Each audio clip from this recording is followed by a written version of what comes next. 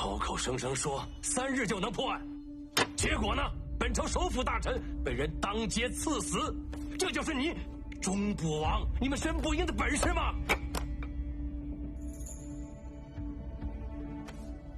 陛下，申不赢萧北明求见。来得正好，让他进来。我倒是想看看他怎么跟朕解释。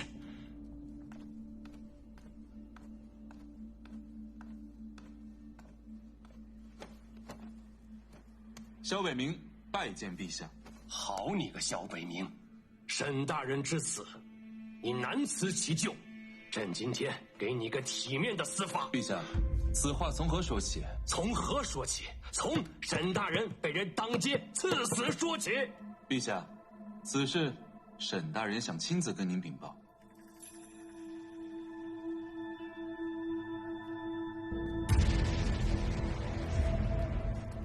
臣沈弼拜见陛下。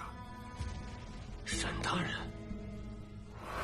陈来生，做笔生意。陈长人做了人皮面具，足以以假补真。马杀上死的是关押在神不营的死囚。臣本想以此计抓捕叶杀，却不料无功而返。萧北明，可是你答应朕的，3日之内此案必有进展。现在3日之期已到，你今日最好给朕一个交代。臣正准备跟陛下禀报碑相血泪和3位大人的死亡真相。站起来说。谢陛下。师父。钟爱卿也站起来吧。师父。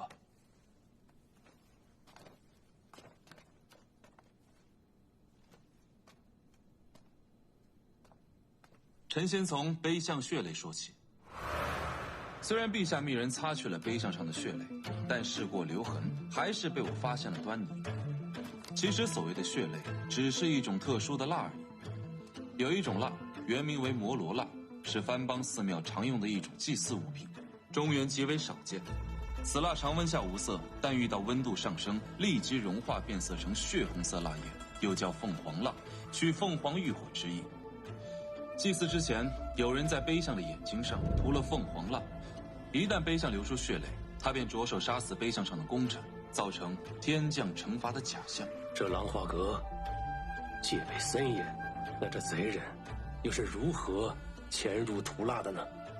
他不需要潜入，只需买通看守琅华阁的太监。他应该是没有想到此事会闹得这么大。臣发现他的时候，他已经畏罪自杀了，亦或是被叶杀给灭口了。那朕的3位辅臣离奇死亡，这又怎么解释啊？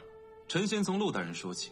臣在陆大人被害现场发现路边2侧的树木有丝线捆绑的痕迹，臣推测是因为陆大人骑马高速奔驰时撞上了凶手提前绑缚的丝线，割断了喉颈。此线极为特殊，名为血容线，是江湖上一个善用暗器门派所制。此线坚韧无比，但遇血顷刻即溶，在丛林中只会被当作蛛丝，不会引起人的怀疑。那秦大人和樊大人呢？秦大人无端烈火焚身，是因为秦大人的衣服被人提前涂抹过一种特制的燃料，其中有硝石的成分。而秦大人素有眼疾，伏案写奏时一贯离灯烛极近，被火引燃了衣裳，在特制的燃料助燃下瞬间烧成灰烬。硝石味苦咸，一尝便可辨别出来。樊大人长有面疮，痛痒难忍，每日必用药浴洗脸，药包确实无毒，但有一味药分量却不对。那味药叫狼附子，按理1颗足矣，但那天的药包里却足有5颗。过量的狼附子毒性通过面疮破溃之处入体，令樊大人浑身麻痹，无法起身，直至在冷盆中活活溺死。而那镜子上的叶杀2字，则是提前用酸液写好，热气蒸腾下自己显形罢了。原来是这样，那你有没有查清楚这个人的身份呢？虽然叶煞破了臣的局，但他的身份微臣很快便能知晓。既然他破了你的局，你为什么如此自信，一定能够查到他的身份？因为此局是臣故意让他破的。我是同意你用4驾马车来迷惑叶煞，但你怎敢背着我私自调用死囚来做局？你告诉我你是怎么想的？师父，您息怒。那4个死囚罪大恶极，百死难赎，用他们做饵能救沈大人一命，乃是他们死得其所。你混蛋！就算他们被定罪，在没有行刑之前，都有翻案的可能。你有什么权利剥夺他人的生命？在你眼里，到底有没有王法？师傅，徒儿认为有为之法，自当履之。又于规矩之中，岂不自负手脚？特殊时期，特殊手段，不去变通，怎能破案？怎能抓捕叶少？我打死你！是，不是徒儿之所以瞒着您，就是担心您反对此事。当时局势紧迫，徒儿只有一赌，徒儿赌对了。陛下没有怪罪于我们，叶少也中计了。眼下当务之急是抓捕叶少，而不是你我在此争论。师傅，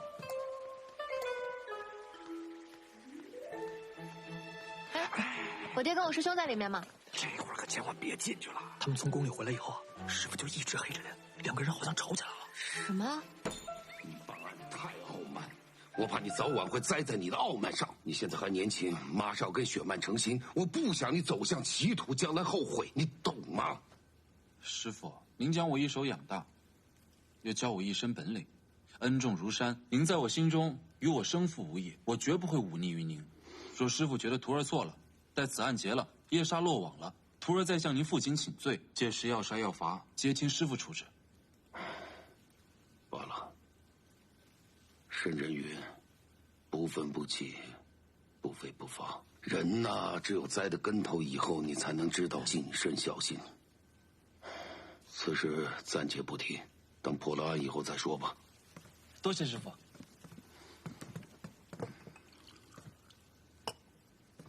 师傅，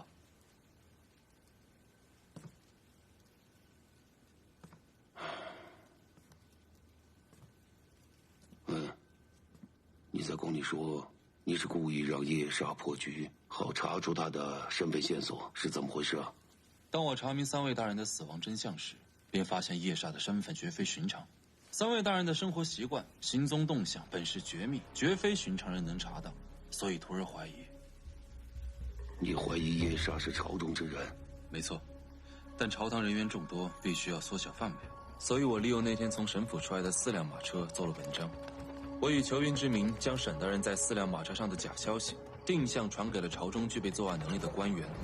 然而，只有我跟的这辆马车出了问题。沈大人，沈大人，就是说，知道这条路线的人罪不可疑。执掌军部刺剑营的殷二爷，此人武功高强，行事诡秘，而且跟江湖门派交往颇深。叶煞手上有如此之多的稀奇古怪的犯案工具，他的嫌疑极大。通灵人梅白鱼，大理寺丞，他的一手暗器功夫出神入化，数米之外银针刺穴不在话下。苗杰，天数阁天官，天数阁存档朝廷卷宗，除了能掌握3位大人的行踪轨迹、生活习惯之外，而且他是游侠出身，一身本领深不可测。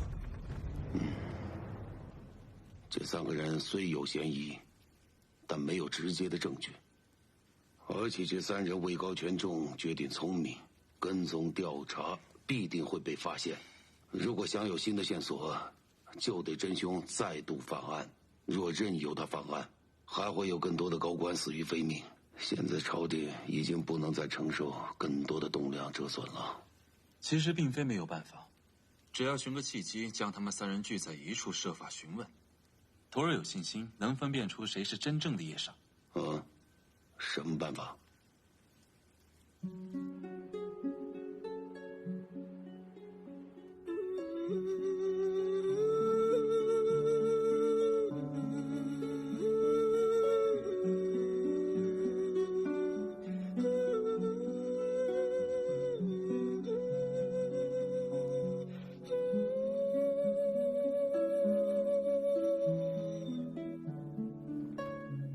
你是怎么想的？这是你跟雪曼的终身大事，岂能作为缉拿之用？这是眼下最合适的时机，错过了这次，不知道叶煞还犯下多少案子。叶煞凶残，万一出了事，你将如何收场？不入虎穴，焉得虎子？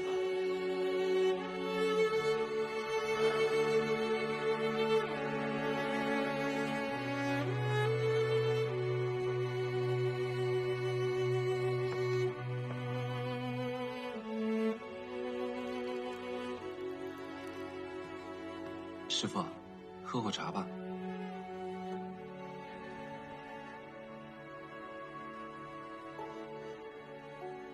师傅，陪徒儿下盘棋。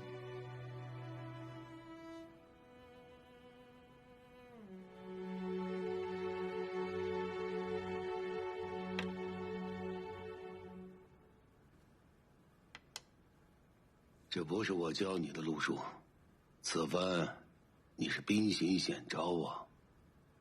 这是徒儿自创的。师傅，您要不要跟徒儿赌一局？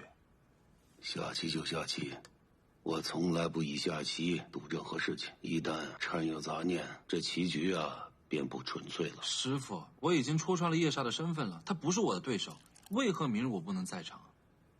就是因为你太想赢他了。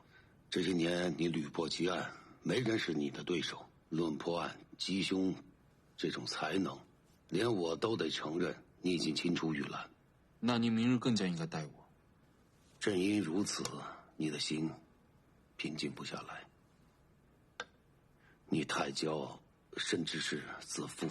你把叶煞当成了可以跟你博弈的对手，而他真正的目的并不是为了赢你。师傅，徒儿不明白。叶煞比你之前遇到的所有对手更加可怕，他善用人心，而你那颗骄傲躁动的心，就是你最大的弱点。看似你赢他一步，可你怎么知道他没有后招？你又怎么知道他不是故意让你赢这么一步？一旦被他利用、牵制，后果不堪设想。您这是长他人志气，灭自己威风。师傅，我赢了。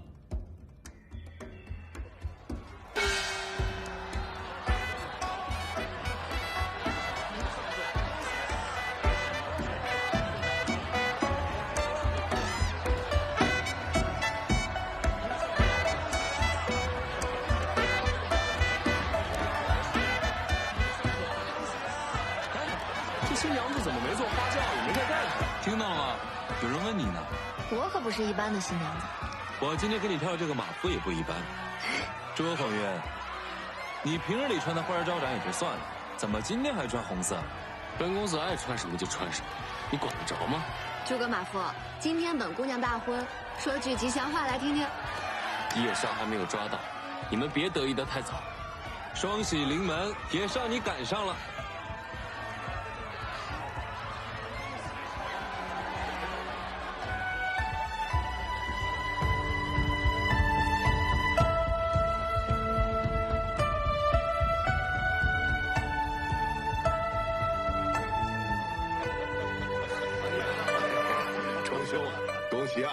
国王千金大婚，且我等做证婚人。征兄，苗某，荣幸之极。不敢当，不敢当啊！三位大人能来，那是给我宗某的面子，天大的面子。传闻钟兄爱女如命，今日嫁女，不知钟兄是否有点不舍呀？谁说不是呢？小女啊，自有顽劣，如今有人娶她，也算了却了我一桩心事了。可是钟兄啊，你在这定风阁嫁女，这阵仗未免有些太大了些吧？外面不知道的人还以为你们神捕营有什么要紧的行动呢。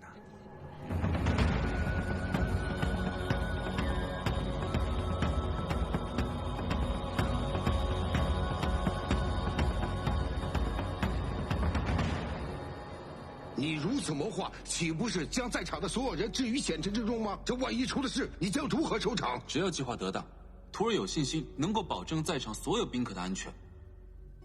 方副座，这位是羽林郎统领霍宗耀霍将军，多谢将军今日前来鼎力相助。见过霍将军。钟兄，你我不必客气，事关重大，说说你的计划。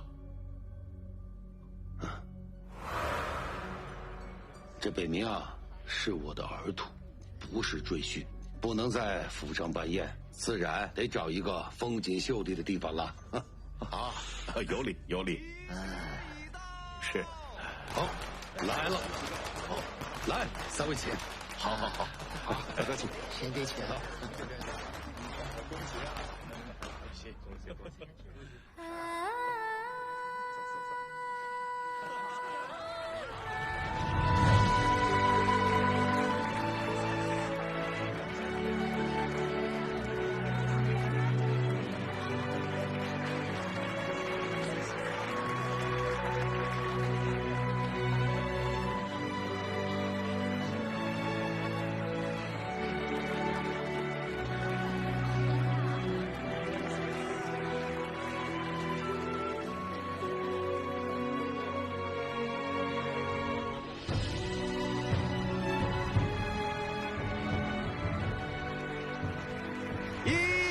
天地。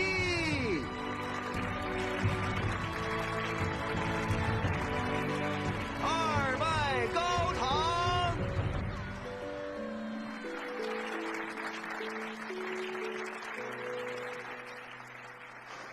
那雪曼呢？你考虑过她的感受吗？婚姻之于女子何其重要！这些年，她为你付出了多少情谊，盼望这一天又盼了多久？难道你想让她在这一天还担心自己夫君的安危吗？你们刚说的我都听到了，我赞同师兄的计划。师妹，你什么时候来的？爹爹，这确实是我期盼了很久的婚礼。可在此之前，女儿首先是个捕快，身为捕快就不能任由凶手逍遥法外，不能任由无辜者枉死。我与师兄受朝廷俸禄，受百姓供养，便是上刀山下火海也不能却步，何况只是一场婚礼。而且，若是能借此婚礼成功缉拿叶煞，便是我与师兄给自己最好的新婚贺礼。爹，师兄他从来都没有输过，我比任何人都相信他。明天一定不会有事儿。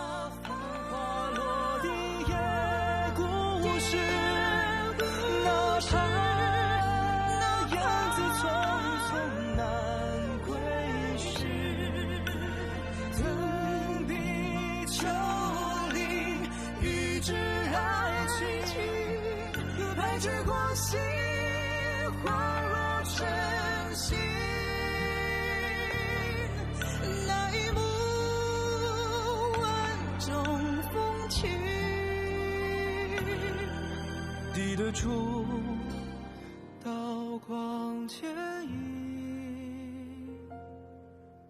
此番与叶煞交手，万一我有个闪失，有你陪在他身边，为师也就放心了。师父，您这话的意思？北冥，这不是师命，是师父作为一个父亲对你的请求，也是为师最大的私心了。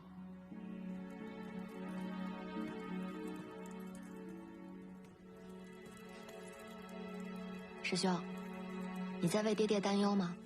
你放心吧，爹是捕王，从未失手，抓到叶煞手到擒来。师妹，我总觉得哪里不对劲。我跟师父办案多年，无论对手多凶残，局势多凶险，师父都是淡定从容。可我从未见过昨日他那般神色。什么神色？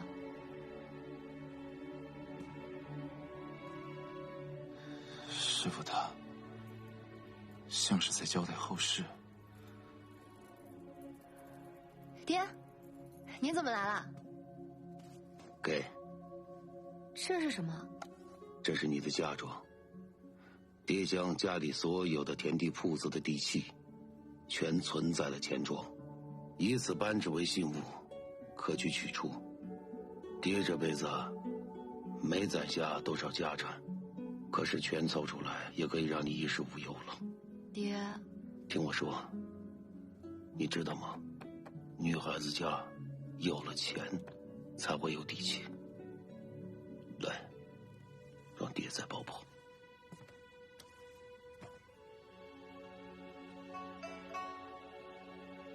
看你嫁人，爹也算是了却了一桩心事了。将来去了九泉之下见了你娘，也算是有个交代了。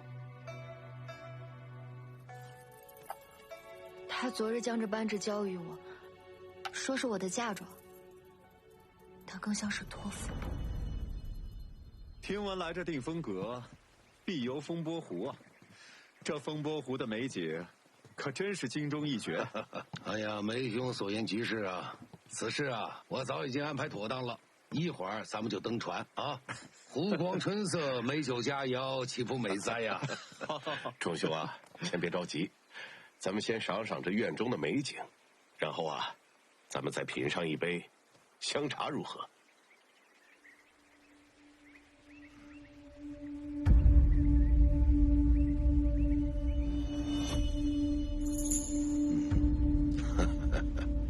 就听苗兄的。好。师兄，我陪你一起去，帮爹爹缉拿夜煞。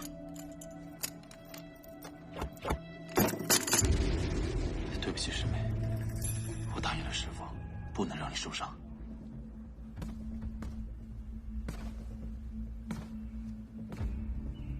不要强行用内力充血，会受伤的。等我回来。各位大人啊，赶紧登船吧。好，请。请。好。诸位稍等。哟，新郎官来了。爹，你怎么来了？我来陪您和各位叔伯一同登船游湖啊。你应该在房间里陪着雪曼。就是雪曼让我来的，她见几位叔伯兴致不减，让我不要丢了礼数。你看，有我陪着各位叔伯，怎么会丢掉礼数呢？再说了，这大喜之日，各位叔伯都不会怪罪的，对吧？赶紧回去吧。爹，我北明，听话，回去。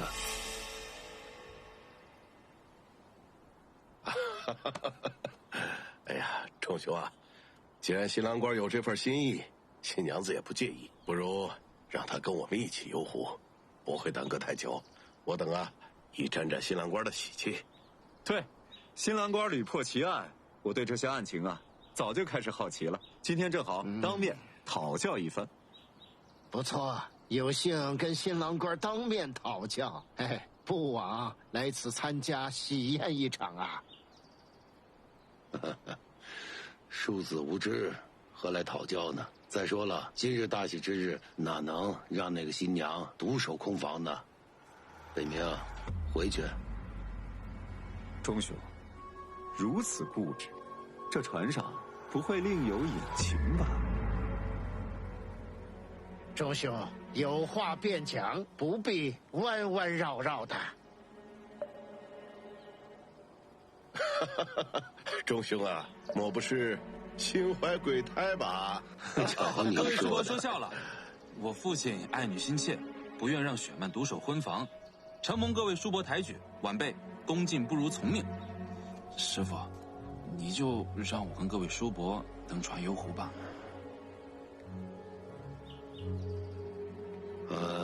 既然各位叔伯那么看得起，行吧，那就一同登船吧。谢师傅。哎呀，贤侄啊，听闻你屡破奇案呐，没想到一表人才啊！你一定要多敬我几杯酒啊！当然，今天可是要一醉方休。行。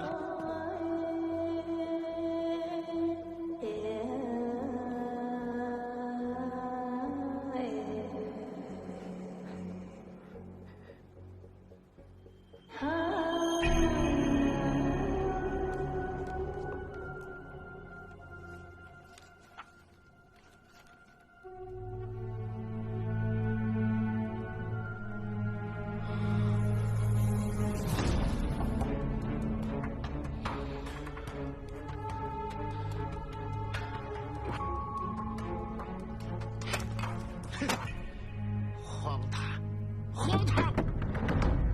竟然怀疑我们是夜煞，这就是你们的待客之道吗？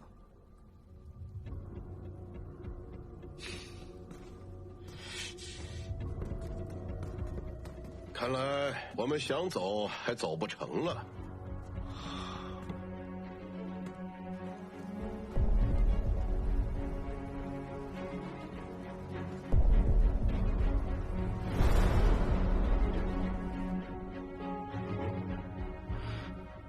沈不赢真是好大的胆子，竟然敢拘禁朝廷命官！此事我一定会禀报陛下。钟云赤，你就等着被治罪吧！哼！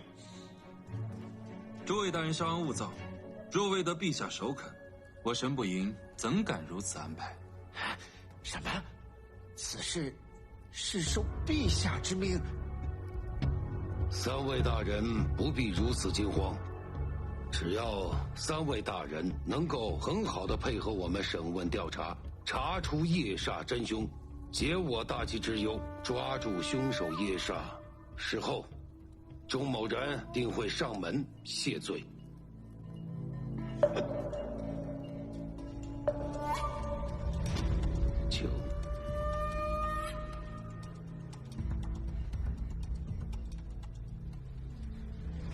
按照卷宗所说，你们就是用马车之计，就把叶煞的罪名安在了我们3人身上。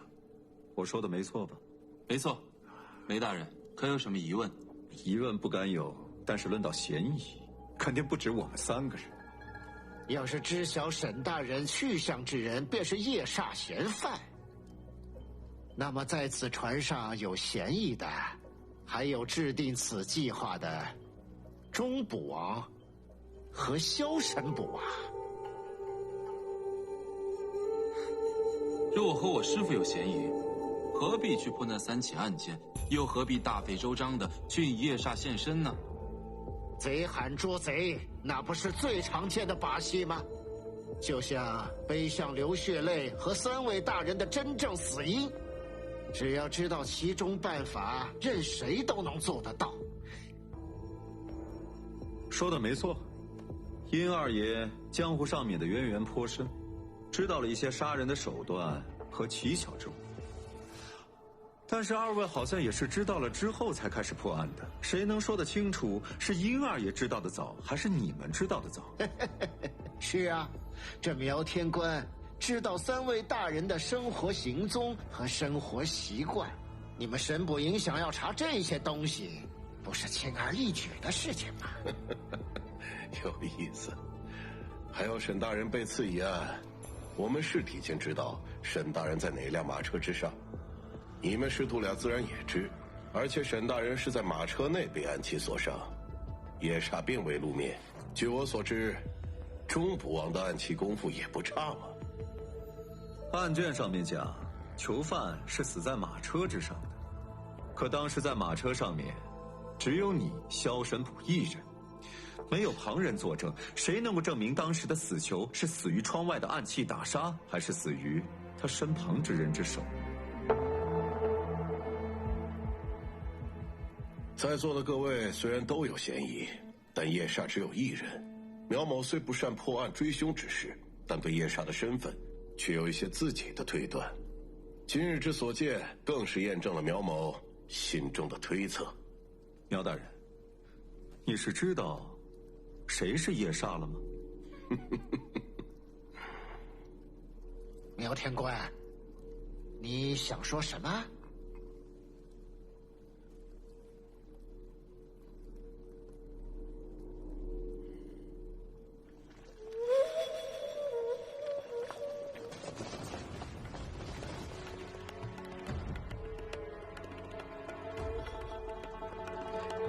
钟云赤，你还要伪装到何时？苗大人，休得妄言。钟捕王办案向来讲究法理法度，绝不做逾矩之事，朝廷官员人人皆知。今日却在没有证据的情况下引我等上船，更是布下伏兵，设下生死之局。这是钟捕王一向遵循的破案之法吗？这分明是灭口。你先将我等杀死，再将叶煞之罪名随意安在船内任意之人的身上，其余之人可以说成与叶煞搏斗时不幸丧命，从而顺利脱身。萧神捕，为何你师父执意不让你上船？因为你根本就不在他计划之内。我说的对吗？钟捕王，钟云赤，还是应该叫你叶煞。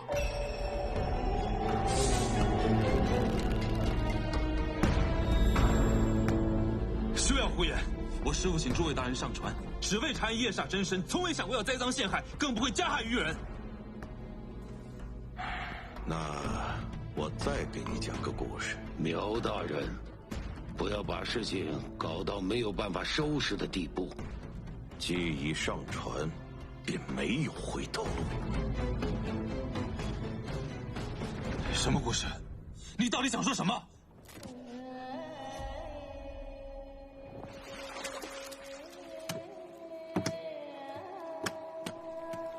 哼，钟捕啊，这个故事你应该比我更清楚。可案发这么久，想必萧神捕根本不知道你其实本就知晓叶煞2字的真正含义。你不告诉他，难道是担心你当年做的事情被他知道？叶莎，还不认罪？还想让我继续说下去？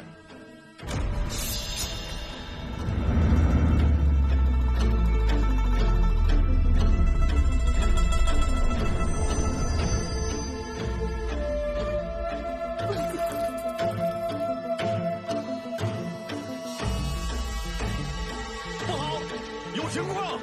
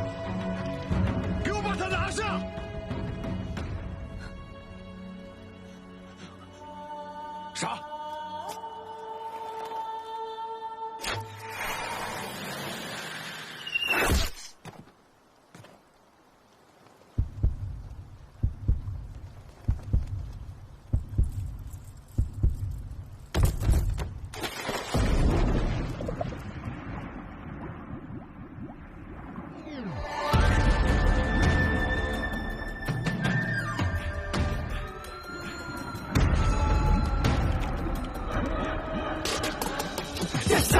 你看，其实不必害怕发现，还没得到的时候，你想必早已出现。带来对我所有偏见，带来突出所有片面，我都不想争辩，睁眼终究逃不出我视线。农民呼啸，要不是我生来狂傲，借一发千马大剑，风吹半夜声声咆哮，让刀光割裂的东风，把宝剑藏你的嘴里，历史自如何把冲锋，死不尽手中的铁戟，那些在小背靠窗把儿女亲家的草鱼秀，用岁月的模样去刻刀上，带我拿下胜利的草鱼肉，要用我的热血来燃起这数不尽、忘不尽、万里的江，谁敢拿红尘走向而过，谁敢以双剑来代替这家国兴亡？看清这天下的人，如亦不愿意成为人，占尽这世界乱象，说生活规避落一样流干，但为招人这长夜就是没完了。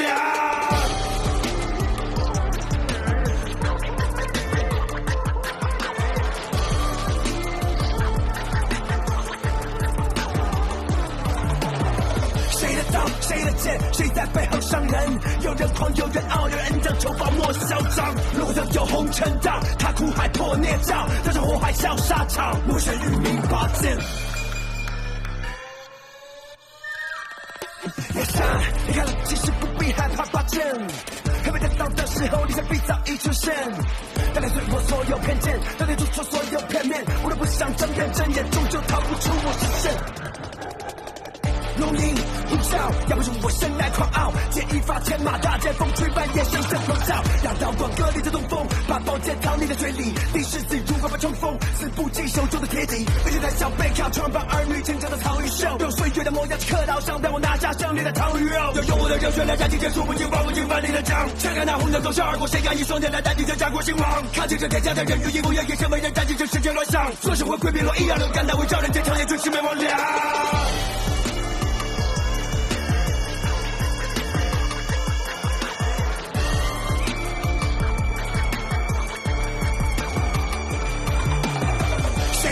谁的剑，谁在背后伤人？有人狂，有人傲，有人恩将仇报莫嚣张。路上有红尘道，他苦海破孽障，带着火海笑沙场。陌生与民拔剑。